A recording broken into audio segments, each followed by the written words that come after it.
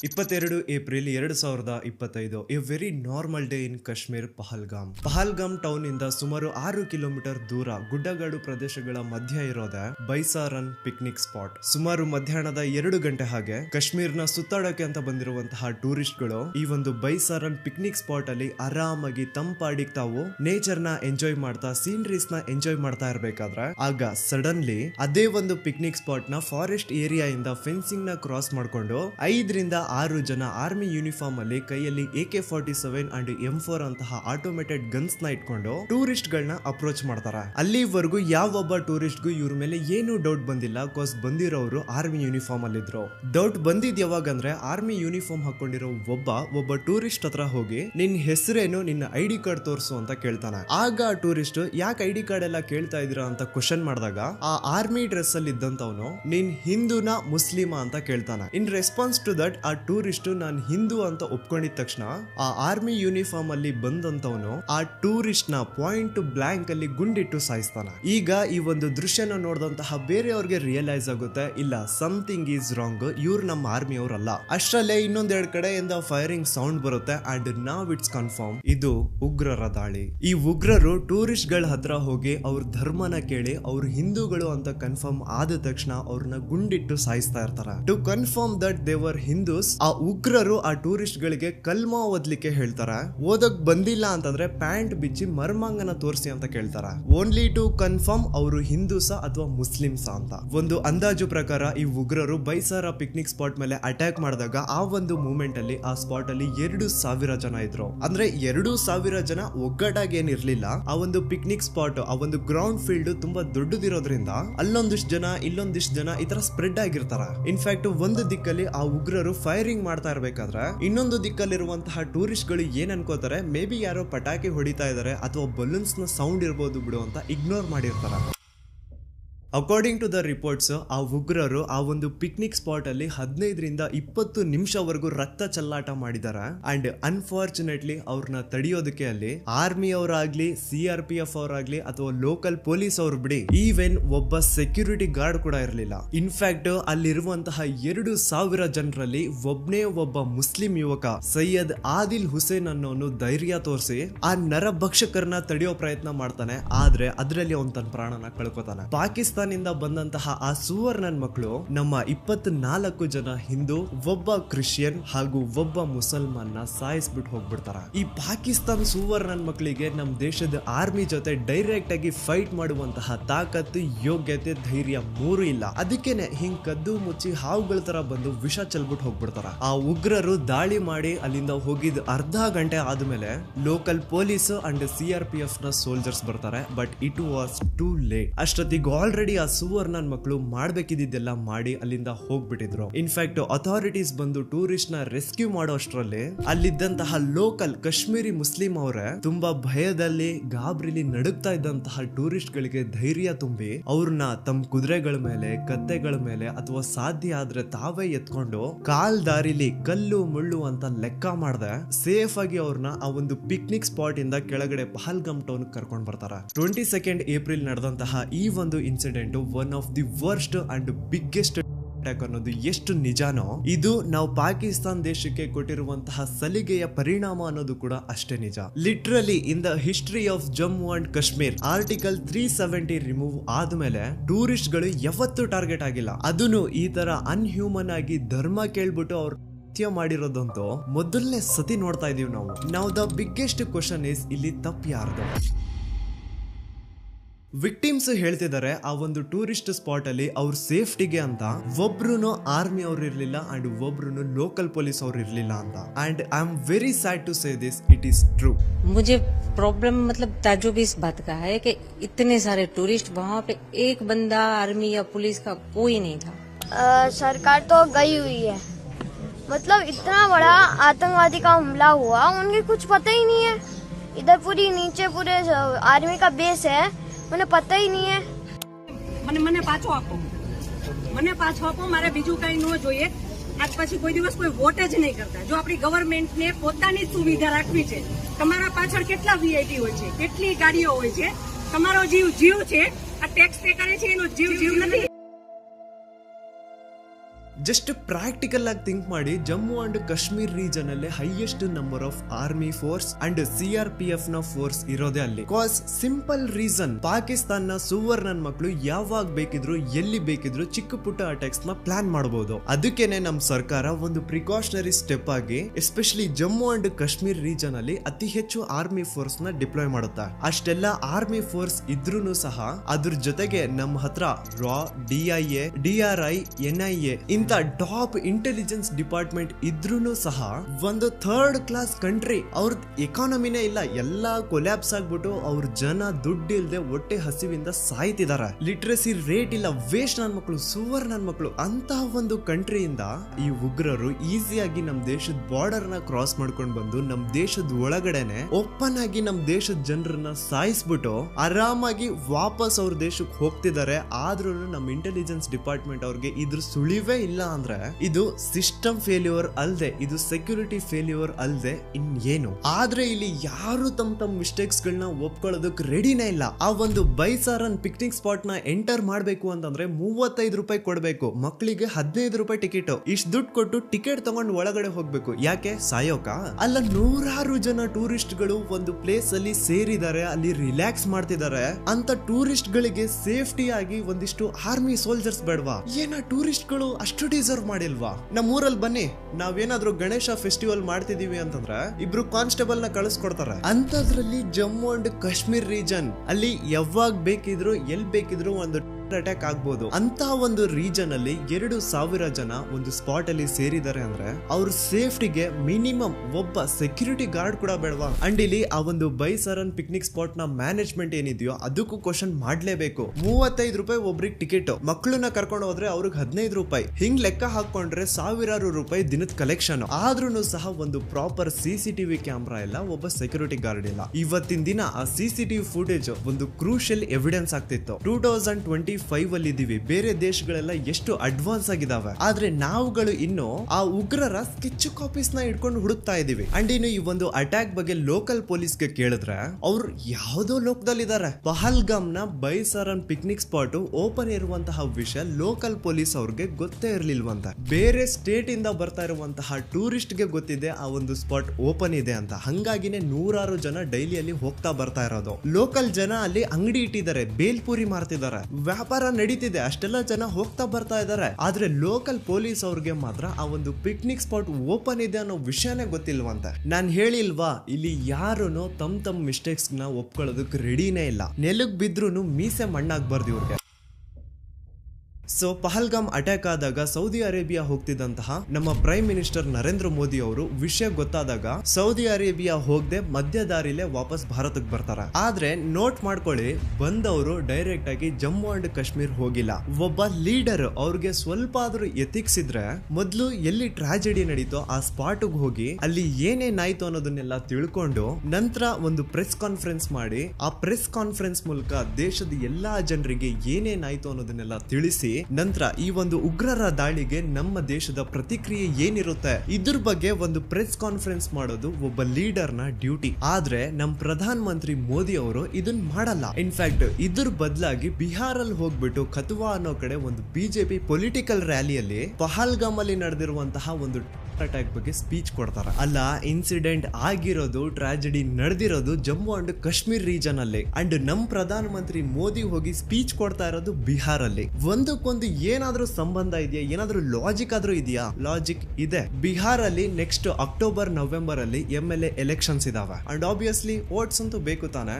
So ಅದಕ್ಕೆ ಹೇಳೋದು politics is A very very dirty game ಅಂತ. ಸರಿ ಆಯ್ತು, ಎಲ್ಲೋ ಒಂದು ಕಡೆ ಹೋಗಿ ಅಟ್ಲೀಸ್ಟ್ PM ಅವರು ಒಂದು ಸ್ಪೀಚ್ ಅಂತೂ ಕೊಟ್ರು. ಅದಾದ್ಮೇಲೆ ಹೋಮ್ ಮಿನಿಸ್ಟರ್ ಅಮಿತ್ ಶಾ ಅವರು ಕೂಡ ಜಮ್ಮು ಅಂಡ್ ಕಾಶ್ಮೀರ್ ರೀಜನ್ ನ ಯಾವೊಂದು ಪ್ಲೇಸ್ ಅಲ್ಲಿ ಆ ಟ್ರಾಜಿಡಿ ನಡೀತೋ ಆ ಒಂದು ಸ್ಪಾಟ್ ಗೆ ವಿಸಿಟ್ ಮಾಡಿ ಅದಾದ್ಮೇಲೆ ದೆಹಲಿಯಲ್ಲಿ ಆಲ್ ಪಾರ್ಟಿ ಮೀಟಿಂಗ್ ನ ಕರೆದು ಅವ್ರ ಜೊತೆ ಇದನ್ನ ಹೇಗ್ ಟ್ಯಾಕಲ್ ಮಾಡಬಹುದು ಅಂತ ಡಿಸ್ಕಸ್ ಮಾಡಿ ಅದಾದ್ಮೇಲೆ ಬಿಜೆಪಿ ಅವರೆಲ್ಲ ಸೇರ್ಕೊಂಡು ಒಂದು ಮೀಟಿಂಗ್ ಮಾಡಿ ತಾವು ಪಾಕಿಸ್ತಾನ್ ಅಗೇನ್ಸ್ಟ್ ಏನೇನೆಲ್ಲ ಆಕ್ಷನ್ ತಗೊಳ್ತಿದ್ದಾರೆ ಅಂತ ಪಬ್ಲಿಕ್ ಅಲ್ಲಿ ಅನೌನ್ಸ್ ಮಾಡ್ತಾರೆ. ಮೊದಲನೇದಾಗಿ ಪಾಕಿಸ್ತಾನ್ ಜೊತೆ ಇದ್ದಂತಹ ಎಲ್ಲಾ ರೀತಿಯ ಡಿಪ್ಲೊಮ್ಯಾಟಿಕ್ ಸಂಬಂಧಗಳನ್ನ ಮುರಿದು ಹಾಕಿದ್ದಾರೆ. ನಂತರ ಪಾಕಿಸ್ತಾನ್ ಜೊತೆ ನಡೀತಿದ್ದಂತಹ ಟ್ರೇಡ್ ಬಿಸ್ನೆಸ್ ಬಿಸ್ನೆಸ್ ಏನಿತ್ತೋ ಅದನ್ನ ಸದ್ಯಕ್ಕೆ ಫುಲ್ಲಿ ಸ್ಟಾಪ್ ಮಾಡಿದ್ದಾರೆ. ದೆನ್ ಪಾಕಿಸ್ತಾನ ಇಂದ ಬರೋರು ಅಂಡ್ ಬಂದಿರುವಂತವರು ಇವರ ವೀಸಾನ ಕ್ಯಾನ್ಸಲ್ ಮಾಡಿ ಆದಷ್ಟು ಬೇಗ ಅವ್ರನ್ನ ಅವ್ರಗಳ ದೇಶಕ್ಕೆ ವಾಪಸ್ ಕಳಿಸುವಂತಹ ಕೆಲಸ ನಡೀತಿದೆ. ಅಂಡ್ ಮೋಸ್ಟ್ ಇಂಪಾರ್ಟೆಂಟ್ ಆಗಿ 1960 ಪಾಕಿಸ್ತಾನ್ ಜೊತೆ ಸೈನ್ ಮಾಡಿದಂತಹ ಇಂಡಸ್ ವ್ಯಾಲಿ ಟ್ರೀಟಿನ ಸಸ್ಪೆಂಡ್ ಮಾಡಿದ್ದಾರೆ. ಸರ್ಕಾರ ಈ ಇಂಡಸ್ ವ್ಯಾಲಿ ಟ್ರೀಟಿನ ಮುರಿದಿದ್ದೇ ತಡ ನಮ್ ಜನ ಸರ್ಕಾರನ ಹೊಗಳಿದ್ದೇ ಹೊಗಳಿದ್ದು ಪಾಕಿಸ್ತಾನ ಅವರು ಇನ್ನ ನೀರಿನ ದಾಹದಿಂದ ಸಾಯ್ತಾರೆ, ಪಾಕಿಸ್ತಾನ ಅವರು ನೀರ್ ಇಲ್ದೆ ನರಳಿ ಸಾಯ್ತಾರೆ, ಅಯ್ಯೋ ಬೇಡ ಸರ್ಕಾರನ ಫುಲ್ ಹೊಗಳಿದ್ದು. ಆದ್ರೆ ಪಾಪ ನಮ್ ಮುಗ್ಧ ಜನರಿಗೆ ಇಂಡಸ್ ವ್ಯಾಲಿ ಟ್ರೀಟಿನ ಆಕ್ಚುಯಲ್ ಮೀನಿಂಗ್ ಏನು ಅಂತ ಕರೆಕ್ಟ್ ಆಗಿ ಗೊತ್ತೇ ಇಲ್ಲ. ಜಸ್ಟ್ ಸೋಷಿಯಲ್ ಮೀಡಿಯಾದಲ್ಲಿ ಜಮ್ಮು ಅಂಡ್ ಕಾಶ್ಮೀರ್ ರೀಜನ್ ಅಲ್ಲೇ ಇರುವಂತಹ ಸಲಾಲ್ ಡ್ಯಾಮ್ ನ ಫೋಟೋಸ್ ನೋಡ್ಬಿಟ್ಟು ಅಗಳಪ್ಪ ನಮ್ ಸರ್ಕಾರ ಪಾಕಿಸ್ತಾನ್ಗೆ ಹರಿತಿದ್ದಂತಹ ನೀರ್ನ ನಿಲ್ಲಿಸ್ಬಿಟ್ಟಿದೆ ಅಂತ ಫುಲ್ ಜೈಕಾರ ಹಾಕ್ತಿದ್ರು. ಬಟ್ ಫ್ಯಾಕ್ಟ್ ಏನು ಗೊತ್ತಾ, ಪಾಕಿಸ್ತಾನ್ಗೆ ಹರಿಯುವಂತಹ ನೀರ್ನ ಭಾರತ ಸರ್ಕಾರ ತಡೆಯೋಕ್ಕಾಗಲ್ಲ. ಅದು ರಾತ್ರಿ ಎದ್ಬಿಟ್ಟು ನಾವು ನೀರ್ನ ಕಟ್ ಆಫ್ ಮಾಡ್ಬಿಡ್ತೀವಿ, ಇನ್ಮೇಲೆಯಿಂದ ಪಾಕಿಸ್ತಾನ್ಗೆ ಒಂದು ಹನಿ ನೀರ್ ಕೊಡಲ್ಲ ಅನ್ನೋದು ಬಾಯಿ ಮಾತುಗಷ್ಟೇ. ಆದ್ರೆ ರಾತ್ರಿ ಎದ್ಬಿಟ್ಟು ಇದನ್ನ ಮಾಡೋದು ಪ್ರಾಕ್ಟಿಕಲಿ ಪಾಸಿಬಲ್ ಇಲ್ಲ. ಈ ತರ ಯಾಕೆ ಮಾಡಕ್ಕಾಗಲ್ಲ ಅಂತ ನಿಮ್ಗೆ ಅರ್ಥ ಆಗ್ಬೇಕು ಅಂದ್ರೆ ಮೊದಲು ನೀವು ಇಂಡಸ್ ವ್ಯಾಲಿ ಟ್ರೀಟಿ ಏನು ಅಂತ ಅರ್ಥ ಮಾಡ್ಕೋಬೇಕು. ಸೊ ಈ ಇಂಡಸ್ ವ್ಯಾಲಿ ಟ್ರೀಟಿನ ತುಂಬಾ ಸಿಂಪಲ್ ಆಗಿ ಅರ್ಥ ಮಾಡಿಸ್ತೀನಿ, ಕ್ಲೀನ್ ಆಗಿ ಕೇಳಿಸ್ಕೊಳ್ಳಿ. ನಮ್ಮ ಜಮ್ಮು ಅಂಡ್ ಕಾಶ್ಮೀರ್ ರೀಜನ್ ಅಲ್ಲಿ ಟೋಟಲ್ 6 ನದಿಗಳು ಹರಿತವೆ. ಇಂಡಸ್ ನದಿ, ರವಿ ನದಿ, ಸುತ್ಲೇಜ್ ನದಿ, ಚೆನಾಬ್ ನದಿ, ಜೆಹಲಂ ನದಿ ಅಂಡ್ ಬಿಯಾಸ್ ನದಿ. ಈ 6 ನದಿಗಳು ನಮ್ಮ ಜಮ್ಮು ಅಂಡ್ ಕಾಶ್ಮೀರ್ ರೀಜನ್ ಅಲ್ಲಿ ಹರಿಯುವಂತದ್ದು. ಈ 6 ನದಿಗಳಲ್ಲಿ ತುಂಬಾ ದೊಡ್ಡ ನದಿ ಬಂದ್ಬಿಟ್ಟು Indus river, also known as Sindhu ನದಿ. ಜಮ್ಮು ಅಂಡ್ ಕಾಶ್ಮೀರ್ ರೀಜನ್ ಅಲ್ಲಿ ಹರಿತಿರುವಂತಹ ಇನ್ನು ಮಿಕ್ಕಿರೋ 5 ರಿವರ್ ಗಳನ್ನ ಸೇರಿಸಿದ್ರೆ ಒಂದು ಸಿಂಧೂ ನದಿಗೆ ಕಂಪೇರ್ ಮಾಡೋಕ್ಕಾಗಲ್ಲ, ಅಷ್ಟು ದೊಡ್ಡದು ಸಿಂಧೂ ನದಿ. ಕೇವಲ ಒಂದೇ ಒಂದು ಸಿಂಧೂ ನದಿಯಿಂದ ಪಾಕಿಸ್ತಾನ 80% ವಾಟರ್ ಸಪ್ಲೈ ಏನಿರುತ್ತೋ ಅದು ಫುಲ್ಫಿಲ್ ಆಗ್ತಿರುತ್ತೆ. ಅಂಡ್ ನಮ್ ಇಂಡಿಯಾನ ಲ್ಯಾಂಡ್ ಒಂದ್ ಸ್ವಲ್ಪ ಹೈಟ್ ಅಲ್ಲಿ ಇರೋದ್ರಿಂದ ನೀರಿನ ಫ್ಲೋ ಏನಿದೆಯೋ ಅದು ಡೌನ್ ಆಗಿ ಟುವರ್ಡ್ಸ್ ಪಾಕಿಸ್ತಾನ ಕಡೆಗೆ ಹರ್ಕೊಂಡು ಹೋಗುತ್ತೆ. ಇಲ್ಲಿ ನಮ್ಮ ಹತ್ರ ಲ್ಯಾಂಡ್ ಅಡ್ವಾಂಟೇಜ್ ಇದೆ, ನಾವು ಒಂದ್ ಸ್ವಲ್ಪ ಹೈಟ್ ಅಲ್ಲಿ ಇರೋದ್ರಿಂದ ಅಂಡ್ ನದಿ ನೀರು ಫಸ್ಟ್ ನಮ್ ಕಂಟ್ರಿಯಿಂದಾನೇ ಹರ್ಕೊಂಡು ಹೋಗ್ತಿರೋದ್ರಿಂದ ನಾವು ಯಾವಾಗ ಬೇಕಿದ್ರು ಆ ನದಿ ಮೇಲೆ ಡ್ಯಾಮ್ ಕಟ್ಟಿ ಪಾಕಿಸ್ತಾನ್ಗೆ ಹೋಗ್ತಿರುವಂತಹ ನೀರಿನ ಸಪ್ಲೈನ ಕಟ್ ಆಫ್ ಮಾಡಬಹುದು. It is practically possible. And ಈ ಒಂದು ವಿಷಯನೇ 1960 ಆಗಿನ ಪಾಕಿಸ್ತಾನ ಪ್ರೆಸಿಡೆಂಟ್ ಆಗಿದ್ದಂತಹ ಅಯೂಬ್ ಖಾನ್ ಅರ್ಥ ಮಾಡ್ಕೊಂಡು ನಮ್ ಇಂಡಿಯನ್ ಗವರ್ಮೆಂಟ್ ಗೆ ತುಂಬಾ ರಿಕ್ವೆಸ್ಟ್ ಮಾಡಿ ನಂತರ UN ಅಂಡ್ ವರ್ಲ್ಡ್ ಬ್ಯಾಂಕ್ ಎಲ್ಲ ಹೋಗಿ ಅಲ್ಲಿಂದ ಪ್ರೆಷರ್ ಹಾಕ್ಸಿ ಕೊನೆಗೆ ನೆಹರು ಅವ್ರನ್ನ ಕನ್ವಿನ್ಸ್ ಮಾಡಿ 1960 ಇಂಡಸ್ ವ್ಯಾಲಿ ಟ್ರೀಟಿನ 2 ದೇಶ ಪಾಕಿಸ್ತಾನ ಹಾಗೂ ಇಂಡಿಯಾ ಸೈನ್ ಮಾಡುತ್ತಾ. ಈ ಒಂದು ಒಪ್ಪಂದದ ಪ್ರಕಾರ ಜಮ್ಮು ಅಂಡ್ ಕಾಶ್ಮೀರ್ ರೀಜನ್ ಅಲ್ಲಿ ಹರಿತಿದ್ದಂತಹ 6 ನದಿಗಳನ್ನ 3 ನದಿಗಳಾಗಿ 2 ಭಾಗ ಮಾಡ್ತಾರೆ. ಒಂದು ಗುಂಪು ವೆಸ್ಟರ್ನ್ ರಿವರ್ಸ್, ಇನ್ನೊಂದು ಗುಂಪು ಈಸ್ಟರ್ನ್ ರಿವರ್ಸ್. ಈ ಒಂದು ಒಪ್ಪಂದದ ಪ್ರಕಾರ ಈಸ್ಟರ್ನ್ ರಿವರ್ಸ್ ಮೇಲೆ ಇಂಡಿಯಾದವ್ರಿಗೆ ಫುಲ್ ಕಂಟ್ರೋಲ್ ಇತ್ತು, ಆದ್ರೆ ವೆಸ್ಟರ್ನ್ ರಿವರ್ಸ್ ನ ಮುಟ್ಟೋ ಹಾಗಿಲ್ಲ. ಎಸ್ಪೆಷಲಿ ವೆಸ್ಟರ್ನ್ ರಿವರ್ಸ್ ಅಲ್ಲಿ ಬರುವಂತಹ Indus river, also known as Sindhu ನದಿ ಮೇಲೆ ಭಾರತ ಹೋಗ್ಬಿಟ್ಟು ಡ್ಯಾಮ್ ಕಟ್ತೀನಿ ಅಂತಂದ್ರೆ ಅದಕ್ಕೆ ಪರ್ಮಿಷನ್ ಇರಲಿಲ್ಲ according to Indus valley treaty. Sindhu ನದಿ ಮೇಲೆ ಡ್ಯಾಮ್ ಕಟ್ಟುವಂತಹ ಪರ್ಮಿಷನ್ ಈ ಒಂದು ಟ್ರೀಟಿಯ ಪ್ರಕಾರ ಭಾರತಕ್ಕೆ ಇರಲಿಲ್ಲ. ಕಾಸ್ ನಾನು ಆಗ್ಲೇ ಹೇಳ್ದಂಗೆ ಪಾಕಿಸ್ತಾನ 80% ವಾಟರ್ ಸಪ್ಲೈಸ್ ನ ಈ ಒಂದು ಸಿಂಧೂ ನದಿನೇ ಫುಲ್ಫಿಲ್ ಮಾಡೋದು. ಅಂತದ್ರಲ್ಲಿ ಭಾರತ ಸಿಂಧೂ ನದಿ ಮೇಲೆ ಡ್ಯಾಮ್ ಕಟ್ಸಿ ಡ್ಯಾಮ್ ಗೇಟ್ಸ್ ನ ಕ್ಲೋಸ್ ಮಾಡಿ ಇನ್ಮೇಲೆಯಿಂದ ನಾವು ಪಾಕಿಸ್ತಾನ್ಗೆ ಒಂದ್ ಹನಿ ನೀರ್ನು ಕೊಡಲ್ಲ ಅಂದ್ರೆ ಪಾಕಿಸ್ತಾನ ಅವ್ರು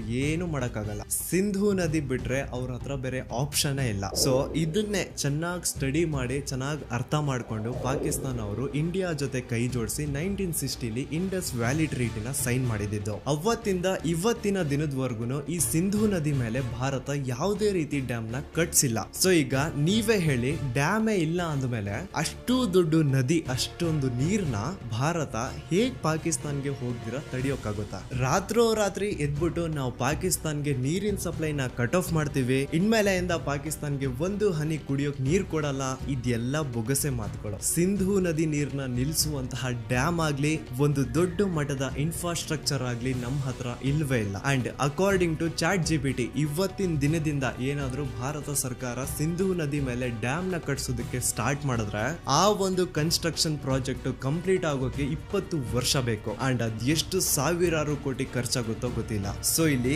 ಕ್ಲಿಯರ್ಲಿ ಸರ್ಕಾರ ನಿಮ್ ಹತ್ರ ಸುಳ್ಳು ಹೇಳ್ತಾ ಇದೆ. ರಾತ್ರಿ ಎದ್ಬಿಟ್ಟು ಸಿಂಧೂ ನದಿ ಅಂತಹ ಒಂದು ದೊಡ್ಡ ನದಿಯ ನೀರ್ನ ನಿಲ್ಲಿಸ್ತೀವಿ ಅಂತಂದ್ರೆ ಅದು ಬೊಗಸೆ ಮಾತು.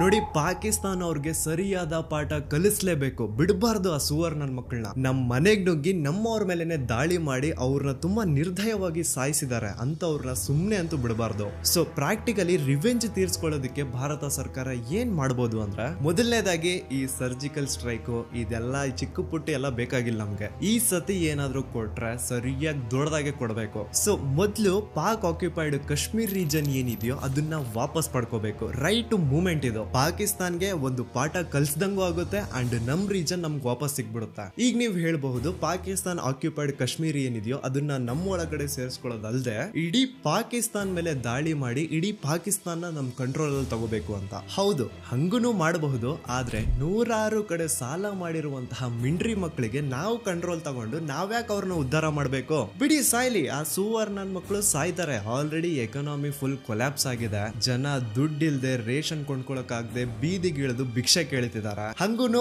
ನಮಗ್ ಕೋಪ ಇದೆ, ನಮಗ್ ರಿವೆಂಜ್ ತೀರ್ಸ್ಕೊಳ್ಳೇಬೇಕು ಅಂದ್ರೆ ಇನ್ನೊಂದು ವಿಧಾನ ಇದೆ. ಪಾಕಿಸ್ತಾನ ಸೀದಾ ಬೆನ್ನೆಲುಬೆ ಮುರಿದು ಹಾಕ್ಬಹುದು. ಅದ್ ಹೆಂಗೆ ಅಂತಂದ್ರೆ 1999 ಕಾರ್ಗಿಲ್ ವಾರ್ ಅಲ್ಲಿ ನಮ್ ನೇವಿ ಫೋರ್ಸ್ ಏನ್ ಮಾಡುತ್ತೆ ಗೊತ್ತಾ? ಮ್ಯಾಪ್ ಅಲ್ಲಿ ಕಾಣಿಸ್ತಿರುವಂತಹ ಇಷ್ಟು ರೀಜನ್ ನ ಬ್ಲಾಕ್ ಮಾಡ್ಬಿಡುತ್ತಾ. ಇಟ್ಸ್ ಕಾಲ್ಡ್ ಆಪರೇಷನ್ ತಲ್ವಾರ್. ಇದರಿಂದ ಪಾಕಿಸ್ತಾನ್ಗೆ ಎಷ್ಟು ಲಾಸ್ ಆಗುತ್ತೆ ಅಂದ್ರೆ ಪಾಕಿಸ್ತಾನ್ ಯಾವುದೇ ರೀತಿಯ ಇಂಟರ್ನ್ಯಾಷನಲ್ ಟ್ರೇಡ್ ಮಾಡೋಕೆ ಸಾಧ್ಯ ಆಗಲ್ಲ. ಕೊನೆಗೆ ಅವ್ರ ದೇಶದಲ್ಲಿ ರಿಸೋರ್ಸಸ್ ಎಲ್ಲ ಖಾಲಿ ಆಗಿ ಅವ್ರ ಕೈ ಕಾಲಿಗೆ ಬಂದ್ಬಿಡ್ತಾರೆ. ಸೊ ಸೇಮ್ ಇದೇ ಟ್ಯಾಕ್ಟಿಕ್ಸ್ ನ ನಾವು ಯೂಸ್ ಮಾಡಬಹುದು. ಅದಾದ್ಮೇಲೆ ನಮ್ ಮಿಸ್ಟೇಕ್ಸ್ ಕಡೆನೂ ನಾವು ಗಮನ ಹರಿಸಬೇಕು. ಬಾರ್ಡರ್ ಸೆಕ್ಯೂರಿಟಿನ ಇನ್ನಷ್ಟು ಟೈಟ್ ಮಾಡಿ ಲೈನ್ ಆಫ್ ಕಂಟ್ರೋಲ್ ಹತ್ರ ಯಾವೊಬ್ಬ ಸುವರ್ಣನ್ ಮಗ ಕಂಡ್ರು ಅವನ್ನ ಸೀದಾ ಗುಂಡಿಟ್ ಸಾಯಿಸಬೇಕು. ಅಂಡ್ ಇಂಟೆಲಿಜೆನ್ಸ್ ಡಿಪಾರ್ಟ್ಮೆಂಟ್ ಅವರು ಲೋಕಲ್ಸ್ ಇಂದ ಸಿಗುವಂತಹ ಇನ್ಪುಟ್ಸ್ ನ ಸೀರಿಯಸ್ ಆಗಿ ತಗೊಂಡು ಅಡ್ವಾನ್ಸ್ ಆಗಿ ಪ್ರಿಕಾಷನರಿ ಸ್ಟೆಪ್ಸ್ ನ ಪ್ಲಾನ್ ಮಾಡಿರ್ಬೇಕು. ಇದು ಈ ತರ ಮಾಡಿದ್ರೆ ನಮ್ ಪರ್ಫೆಕ್ಟ್ ರಿವೆಂಜ್ ಇದು. ಈ ತರ ಒಂದು ಕನ್ಸ್ಟ್ರಕ್ಟಿವ್ ವೇವ್ಲಿ ಸರ್ಕಾರನ ಕ್ರಿಟಿಸೈಸ್ ಮಾಡಿ ಸರ್ಕಾರ ಮೇಲೆ ಪ್ರೆಷರ್ ಹಾಕಿ ನಾವುಗಳು ಸರ್ಕಾರನ ಪಾಯಿಂಟ್ ಔಟ್ ಮಾಡಬೇಕು.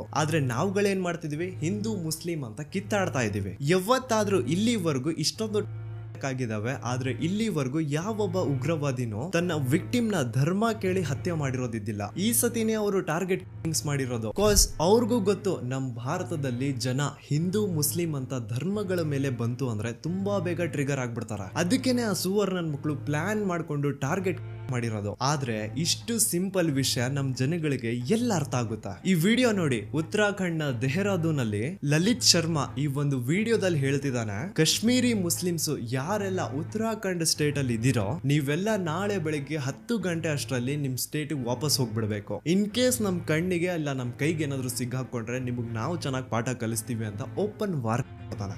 कोई मुसलमान कश्मीरी हमें देहरादून में मिला तो हम उसका इलाज अवश्य करें. ಎಷ್ಟೋ ಜನ ಕಾಶ್ಮೀರಿ ಮುಸ್ಲಿಂ ಸ್ಟೂಡೆಂಟ್ಸ್ಗೆ ದೇಶದ ಮೂಲೆ ಮೂಲೆಯಲ್ಲಿ ಮಾಡ್ತಿದ್ದಾರೆ, ಹೊಡಿತಿದ್ದಾರೆ, ಬಡಿತಿದ್ದಾರೆ. ಯಾಕೆ? ಜಸ್ಟ್ ಬಿಕಾಸ್ ಯಾರೋ ಒಂದಿಷ್ಟು ಜನ ಸುವರ್ಣನ್ ಮಕ್ಕಳು ಬೇರೆ ದೇಶದಿಂದ ನಮ್ ದೇಶದ ಒಳಗಡೆ ಬಂದು ನಮ್ ಜನರನ್ನ ಸಾಯಿಸ್ಬಿಟ್ಟು ಹೋಗ್ಬಿಟ್ರು ಅಂತ. ಅರೆ ಅವ್ರು ಮಾಡಿರುವಂತಹ ತಪ್ಪಿಗೆ ಇವ್ರಿಗೆ ಯಾಕೆ ಶಿಕ್ಷೆ? ಒಬ್ರು ಸೀನಿಯರ್ ಜರ್ನಲಿಸ್ಟ್ ರಾಕೇಶ್ ಶರ್ಮಾ ಈ ಅಟ್ಯಾಕ್ ಆಗಿದ್ದು ಸೆಕ್ಯೂರಿಟಿ ಫೇಲ್ಯೂರ್ ಇಂದ ಅಂತ ಬಿಜೆಪಿ ಸರ್ಕಾರನ ಪ್ರಶ್ನೆ ಮಾಡ್ತಾ ಇರ್ಬೇಕಾದ್ರೆ ಅಲ್ಲೇ ಲೋಕಲ್ ಅಲ್ಲಿ ಇರುವಂತಹ ಬಿಜೆಪಿ ಲೀಡರ್ಸ್, ಬಿಜೆಪಿ ಸಪೋರ್ಟರ್ಸ್ ಈ ಜರ್ನಲಿಸ್ಟ್ ಗೆ ಹೆಂಗ್ ಹೊಡೆದಿದ್ದಾರೆ ನೋಡಿ. ಇವತ್ತಿನ ದಿನ ಪರಿಸ್ಥಿತಿ ಹೆಂಗಿದೆ ದೇಶ ಅಂದ್ರೆ ಏನ್ ಹೇಳ್ಬೇಕು ಅಂತಾನೆ ಅರ್ಥ ಆಗ್ತಾ ಇಲ್ಲ. ಈ ದೇಶದಲ್ಲಿ ಒಬ್ಬ ಮುಸ್ಲಿಂ ಆಗಿ ಹುಟ್ಟಿದ್ದೆ ನಮ್ ತಪ್ಪು ಅನ್ಸ್ಬಿಡುತ್ತೆ. ಯಾರೋ ಬಂದು ಏನೋ ಮಾಡಿ ಹೋಗ್ಬಿಡ್ತಾನೆ ಅನುಭವಿಸೋದ್ ನಾವುಗಳು. ಹೌದು, ಆ ಉಗ್ರರು ಮುಸ್ಲಿಂ ಅವರು ಇದ್ರು, ಅದಕ್ಕೆ ಏನ್ ಮಾಡ್ಲಿ? ಅವ್ರು ಬಂದಿದ್ದೆಲ್ಲಿಂದ? ಪಾಕಿಸ್ತಾನದಿಂದ. ಅವ್ರು ಕಲ್ತಿದ್ದೇನೋ, ಅವ್ರು ಓದಿದ್ದೇನೋ, ಅವ್ರ ತಲೆಗೆ ತುಂಬಿರೋದೇನೋ, ಅವ್ರಿಗೆ ಬ್ರೈನ್ ವಾಶ್ ಮಾಡಿರೋದೇನೋ. ಬೇರೆ ಧರ್ಮದವರು, ಬೇರೆ ಜಾತಿ ಧರ್ಮದವರು ಅವ್ರಿಗೆ ಶತ್ರುಗಳು. ಈ ಒಂದು ವಿಷಯನೇ ಚಿಕ್ಕ ವಯಸ್ಸಿಂದ ಅವ್ರ ತಲೆಗೆ ತುಂಬಿರೋದು. ಆದ್ರೆ ನಾವುಗಳು ಇಂಡಿಯನ್ ಮುಸ್ಲಿಮ್ಸ್ ನಿಮ್ ಜೊತೆನೆ ಈ ದೇಶದಲ್ಲಿ ಹುಟ್ಟಿದೀವಿ, ನಿಮ್ ಜೊತೆನೆ ಬೆಳೆದಿದೀವಿ, ನಿಮ್ ಜೊತೆನೆ ಸ್ಕೂಲ್ ಹೋಗಿದೀವಿ. ನೀವು ಕಲ್ತಿದ್ ಪಾಠನೆ ನಾವು ಕಲ್ತಿದೀವಿ. ನಿಮಗ್ ಹೇಳ್ಕೊಟ್ಟಂತಹ ಟೀಚರೇ ನಮಗೂ ಹೇಳ್ಕೊಟ್ಟಿದ್ದಾರೆ. ಬಾಯಿ ತುಂಬಾ ಮಚ್ಚ ಮಗ ಅಂತ ಕರ್ಕೊಂಡು ನಿಮ್ಗಳ ಜೊತೆನೆ ಚೆನ್ನಾಗಿದ್ದೀವಿ. ನಮ್ಮನ್ ಯಾಕೆ ಆ ಸುವರ್ಣನ್ ಮಕ್ಕಳ ಜೊತೆ ಕಂಪೇರ್ ಮಾಡ್ತಿದ್ದೀರಾ?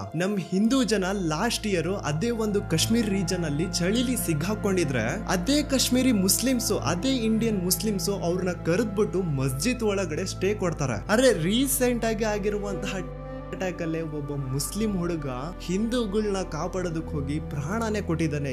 ಏನ್ರೋ ಬೇಕು ನಿಮ್ಗೆ? ಹೆಂಗ್ ಪ್ರೂವ್ ಮಾಡ್ಕೊಳ್ಳೋದು ನಮ್ ದೇಶಭಕ್ತಿನ? ನೀವೇ ಹೇಳಿ. ಹೌದು, ನಮ್ ಹಿಂದೂ ಜನರ ಹತ್ಯೆ ಆಗಿದೆ. ಇವತ್ತಿನ ದಿನ ಆ ವಿಕ್ಟಿಮ್ಸ್ ನ ಫ್ಯಾಮಿಲಿ ಅವರು ಎಷ್ಟು ಅಳ್ತಾ ಇದಾರೋ, ಇಡೀ ಜಮ್ಮು ಅಂಡ್ ಕಾಶ್ಮೀರ್ ಕೂಡ ಅಷ್ಟೇ ಅಳ್ತಾ ಇದೆ. ಬಂದಿರುವಂತಹ ಟೂರಿಸ್ಟ್ ಗಳು ಈಗ ಆಲ್ರೆಡಿ ತುಂಬಾ ಸಫರ್ ಮಾಡಿದ್ದಾರೆ. ಇನ್ನು ಅವ್ರಿಗೆ ತೊಂದರೆ ಕೊಡೋದು ಬೇಡ ಅಂತ ಹೋಟೆಲ್ಸ್ ಅಲ್ಲಿ ಊಟ ಫ್ರೀ ಮಾಡಿದ್ದಾರೆ, ಅವ್ರಿಗೆ ಇರೋದಕ್ಕೆ ಸ್ಟೇ ಫ್ರೀ ಆಗಿ ಕೊಟ್ಟಿದ್ದಾರೆ. ಇನ್ನು ಇದಕ್ಕಿಂತ ಹೆಚ್ಚಾಗಿ ಏನ್ ಮಾಡೋಕ್ ಸಾಧ್ಯ? ಆ ಕಾಶ್ಮೀರಿಂದ ವಾಪಸ್ ಬಂದಂತಹ ವಿಕ್ಟಿಮ್ಸ್ ನ ಬಾಯಲ್ಲಿ ನಮ್ಮನ್ನೆಲ್ಲ ಅಲ್ಲಿನ ಲೋಕಲ್ ಜನ ಮುಸ್ಲಿಂ ಅವರು ತುಂಬಾ ಚೆನ್ನಾಗಿ ನೋಡ್ಕೊಂಡ್ರು ಅಂತಾನೆ ಬರ್ತಿದೆ ಹೊರತು ಆ ವಿಕ್ಟಿಮ್ಸ್ ಫ್ಯಾಮಿಲಿನೇ ನಮ್ಮನ್ನ ಹೇಟ್ ಮಾಡ್ತಿಲ್ಲ. ಏನ್ ಬೇಕು ನಿಮ್ಗೆ? ಏನ್ ಪ್ರೂಫ್ ಕೊಡ್ಬೇಕು ನಾವು? ಆಯ್ತು, ನಿಮ್ಗೊಂದ್ ಬೆಸ್ಟ್ ಎಕ್ಸಾಂಪಲ್ ಕೊಡ್ತೀನಿ. ರಾಮಾಯಣದಲ್ಲಿ ರಾಮನು ಹಿಂದೂನೇ, ರಾವಣನು ಹಿಂದೂನೇ. ಒಬ್ರು ಧರ್ಮದಲ್ಲಿ ನಡ್ಕೊಂಡ್ರು, ಇನ್ನೊಬ್ಬ ಅಧರ್ಮನ ಚೂಸ್ ಮಾಡ್ಕೊಂಡ. ಇಬ್ರು ಹಿಂದೂನೇ, ಆದ್ರೂ ವ್ಯತ್ಯಾಸ ಇದೆ ತಾನೆ. ಅದೇ ರೀತಿ ಇಂಡಿಯನ್ ಮುಸ್ಲಿಮ್ಸ್ಗೂ ಪಾಕಿಸ್ತಾನಿ ಮುಸ್ಲಿಮ್ಸ್ಗೂ ವ್ಯತ್ಯಾಸ ಇದೆ. ನಿಮ್ ಪ್ರಕಾರ ನಿಜವಾಗ್ಲೂ ಇಸ್ಲಾಂ ಧರ್ಮ ಪ್ರಮೋಟ್ ಮಾಡುವಂತಹ ಧರ್ಮ ಅಂತ ಅನ್ಸೋದಿದ್ರ ನೀಟಾಗಿ ಕೇಳಿಸ್ಕೊಳ್ಳಿ. ಇಡೀ ಪ್ರಪಂಚದಲ್ಲಿ 57, ಐ ರಿಪೀಟ್ 57 ಇಸ್ಲಾಂ ಧರ್ಮನ ಪಾಲಿಸುವಂತಹ ದೇಶಗಳಿದಾವೆ. ನಿಮ್ ಪ್ರಕಾರ ಇಸ್ಲಾಂ ಧರ್ಮ ಪ್ರಮೋಟ್ ಮಾಡುತ್ತೆ ಅನ್ನೋದಾದ್ರೆ ಈ ಒಂದು ದೇಶಗಳಲ್ಲಿ ಡೈಲಿ ಒಂದು ಅಟ್ಯಾಕ್ ಆಗ್ಬೇಕಿತ್ತು. ಈ 57 ಮುಸ್ಲಿಂ ಕಂಟ್ರಿಲಿ ಪಾಕಿಸ್ತಾನ ಒಂದು ಸೈಡ್ ಗಿಟ್ರೆ ಇನ್ನು ಮಿಕ್ಕಿರುವಂತಹ 56 ಮುಸ್ಲಿಂ ಕಂಟ್ರೀಸ್ಗೆ ನಮ್ ಭಾರತ ದೇಶದ ಮೇಲೆ, ಇಲ್ಲಿರುವಂತಹ ಹಿಂದೂಗಳ ಮೇಲೆ ಯಾವುದೇ ರೀತಿ ದ್ವೇಷ ಇಲ್ವೇ ಇಲ್ಲ. ಇವತ್ತಿನ ದಿನ ನಮ್ ಇಂಡಿಯಾದಲ್ಲಿ ಯಾರೇ ಒಬ್ಬ ದೊಡ್ಡ ವ್ಯಕ್ತಿ ಏನಾದ್ರೂ ಸೇಫ್ ಫೀಲ್ ಮಾಡ್ತಿಲ್ಲ ಅಂದ್ರೆ ಅವ್ನು ಮೊದ್ಲು ಹೋಗೋದೆ ದುಬೈಗೆ. ಅಂಡ್ ದುಬೈ ಏನು ಇಸ್ಲಾಂ ಕಂಟ್ರಿ ಅಲ್ವಾ? ಅಲ್ಲಿ ಹೋಗಿ ಸೆಟ್ಲ್ ಆದಂತವ್ರು ಪೀಸ್ ಆಗಿಲ್ವಾ ಕೇಳಿ? So please stop comparing Indian Muslims with that ಸೂವರ್ಸ್. ಇಷ್ಟು ಹೇಳ್ತಾ ನಾನು ಈ ವಿಡಿಯೋನ ಇಲ್ಲಿಗೆ ಮುಗಿಸ್ತಾ ಇದ್ದೀನಿ. ನಾನು ನಿಮ್ಮ ದೂತ ಸಮೀರ್ MD. ಮತ್ತೆ ಸಿಗ್ತೀನಿ ನೆಕ್ಸ್ಟ್ ವಿಡಿಯೋದಲ್ಲಿ.